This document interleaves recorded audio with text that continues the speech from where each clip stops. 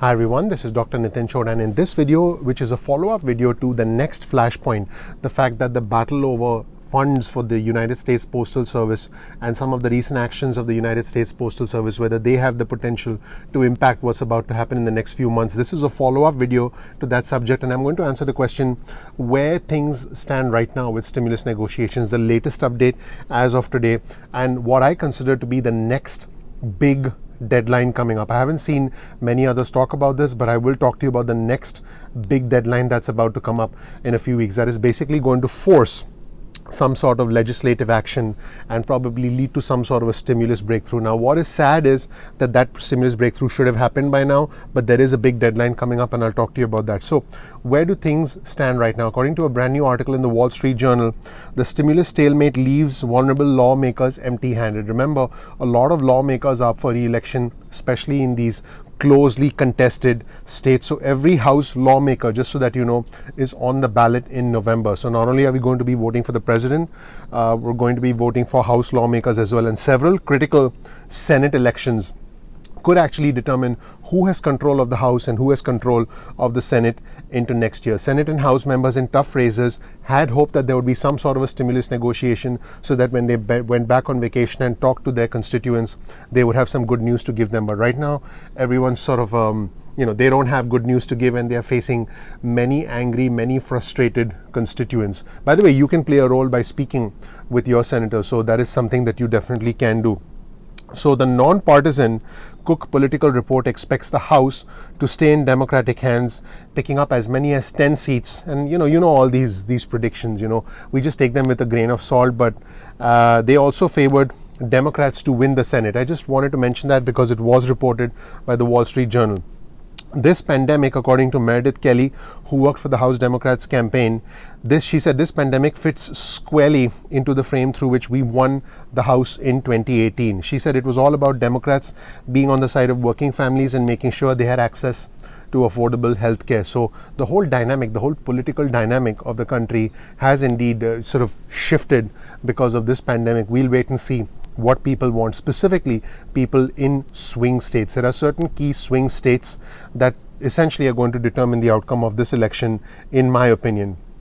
As you know, there's a lot of gridlock right now. There's a stalemate between the two sides, and because of this, the president took executive actions, according to the Wall Street Journal, to give Americans more unemployment relief and suspend the collection of payroll taxes.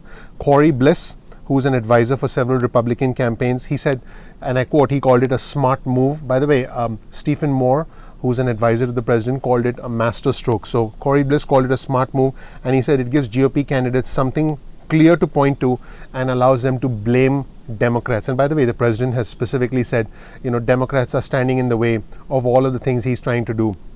And his tweets yesterday saying, I've directed the US Secretary of the US Treasury Secretary to send out stimulus checks and to do several other things like extend evictions. All of that requires appropriation of funds from Congress. So there is, and they aren't even talking right now at the time I'm recording this. I mean, I'm hoping that they just, have dinner tonight, have a couple of glasses of wine, they have some ice cream, they pat each other on the back, and, President Trump has an arm wrestling competition with Nancy Pelosi.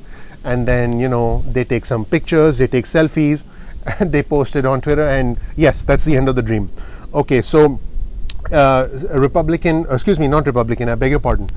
Representative John Yarmouth, who's a Democrat from Kentucky, said Democrats should be making more targeted efforts to Republicans to try and reach an agreement rather than being fixed with the $2 trillion price tag. He said, I don't think we are losing the messaging. Isn't that interesting how politicians talk? Losing the messaging. And by the way, Larry Kudlow, the White House senior economic advisor, said in a recent interview when he was talking to Jim Cramer, he said that is not our game. One guy is using the word game, the other guy is talking about messaging, and here we have millions of Americans in dire straits. I don't think we're losing the messaging, but I don't think we're winning it either. I think most people are just frustrated with all of us at this point. I'm not sure which world they're living in. What the House can actually do right now, okay? There's a lot the House can actually do right now. And they're in recess. Keep in mind, the House is in recess right now. They can be holding hearings. They can be issuing subpoenas. They can be filing emergency lawsuits. There's a lot the House can actually do right now. And I'm shocked that lawmakers are not in session now trying to work this out.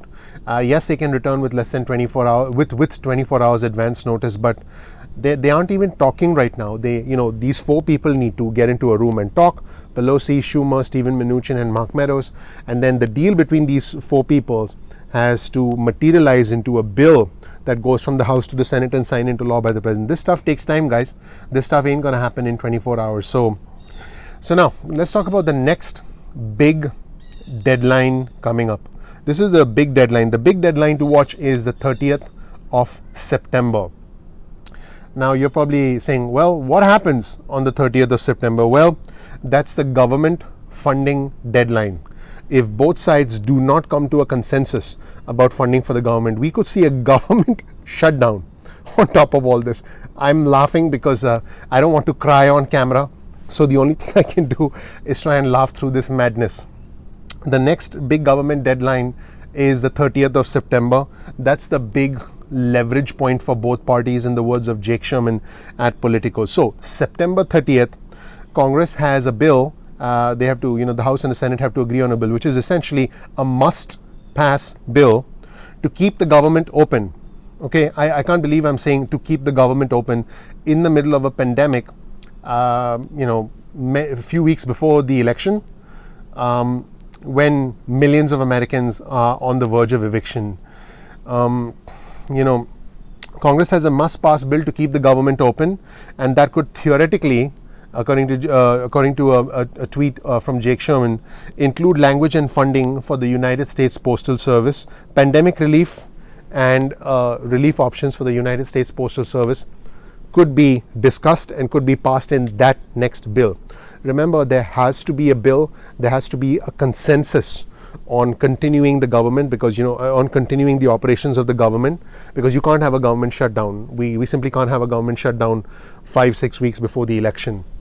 So there is going to be a consensus there, and the hope is that at that point they'll work out some sort of a stimulus deal, some sort of a stimulus negotiation, which they should have done already. But the hope is that they'll work out something at that point in time. This is where the gridlock stands right now. I will provide you with a link to the Wall Street Journal, also to Jake Sherman's Twitter feed in the description below. And the previous video where I talked about the flashpoint, the entire conversation about the United States Postal Service being essentially the big issue going into the November election. And by the way, I've read a couple of messages. There's a big difference between mail-in votes and mail-in ballots and absentee voting. Yes, there is a difference, but I'm not going to get into the semantics. I'm trying to focus on the high-level position here. Feel free, if you want to talk about that, type it out into the description below. That's fine. As far as you're concerned, based on the information I'm giving you, based on your research in the references, it is your responsibility to do the research by watching videos like mine, by checking out the references, by reading different things, and your responsibility to come up with your own decision about this subject. And I want you to let me know in the comment section below exactly what you feel about this complex situation, about the status of the stimulus negotiations, about the current stalemate, about the next big deadline, and also about what I call the flashpoint, the United States Postal Service, the almost the cash-strapped, I should say, Postal Service that's now stuck in between the two parties, leading into this most consequential election we've had in decades. Definitely the most consequential election we're having in modern times. Thank you so much for watching. My name is Dr. Nitin Chhoda. I appreciate you. If you learned something new, please click the like button below. That would mean a lot to me. It helps out the YouTube algorithm, and we put in a lot of time, effort. My wife and my kids are waiting for me right now to have lunch, and I'm out here on my patio filming videos because this is a sign of my commitment to my community. My wife is like, where are you these days? She barely sees me these days because I'm so focused on this channel. And as you can see, I like doing the research. This is a subject of intense passion for me, because I believe, for me, it's not about the red or the blue, it's about the red, white and blue. I'm not Democrat, I'm not Republican, I'm American. I'm also a nerd, which is why I research these subjects and I talk about these on camera and share them with our community. If you want to appreciate the intense effort that goes into these videos, all the time, the effort, the money that goes into the creation of these videos, because there's a lot of effort involved here, and what you consume in 10 to 12 minutes takes a lot of time to plan, execute, research. But if you want to appreciate, all you do is simply click the like button. That's all I ask for. If you think that's not too much to ask for, please click the like button. Please subscribe if you're not a member of our community. Please enable notifications so you get an instant update. If you want to get breaking news and alerts from us on your phone, get your cell phone out, type out the word ignition or type out the word time, because the name of our channel is Ignition Time, and send a text message to 70,000. That's 70000, and you'll get added to our breaking news and alerts list, and you can opt out at any time. You can also get added to our email list, provided you agree to a quick disclaimer, and then you can opt out of that at any time as well. We release videos at 2 p.m. East Coast time most days of the week. Thank you so much for watching. I appreciate you. I'll see you in the next video at Ignition Time. Take care. Bye.